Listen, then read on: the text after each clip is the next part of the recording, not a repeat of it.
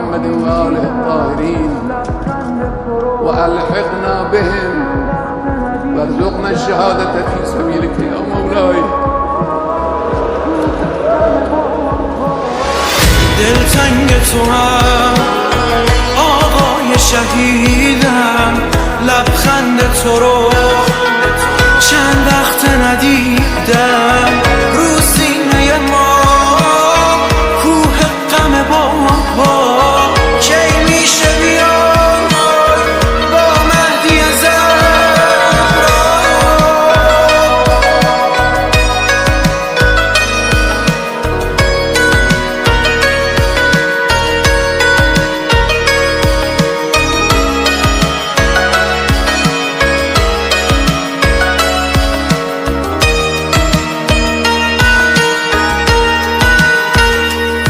تو دریای آرامش بیکران، تو هم رنگ بارون، تو از نسل نور، تو سرچشمه عشق و شور و امید، تو بودی دلیل یه ملت غرور.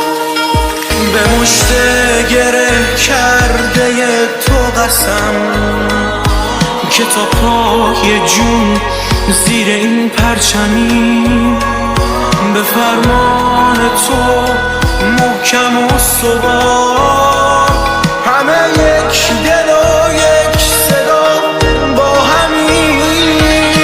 مثل شهید کربلا رفتی به آغوش خدا، چه عاشقانه پر کشیدی،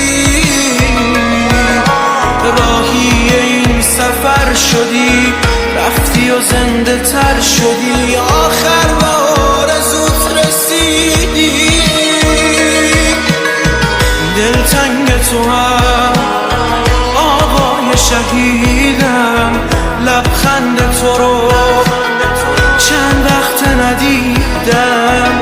رو سینه ما کوه غم بابا کی میشه بیان با مهدی زهرا. سید ما، مولای ما، دعا کن برای ما.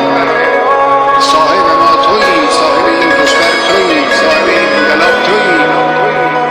پشتیبان ما شما هستی. ما این راه را ادامه خواهیم داد. در این راه ما رو با دعای خود، با حمایت خود، با توجه خود پشتیبانی بفرما.